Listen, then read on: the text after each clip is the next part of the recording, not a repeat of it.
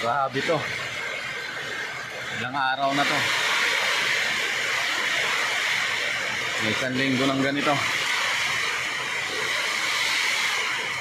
May isang linggo ng ganito kalakas ang ulan. Update.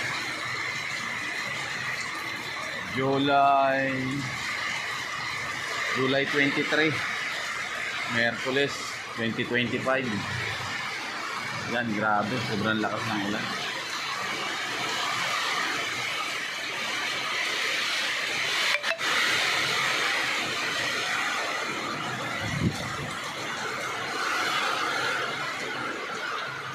Buti na lang hindi masyadong bumaba dito sa amin. Grabe, lakas ng hangin, ulan.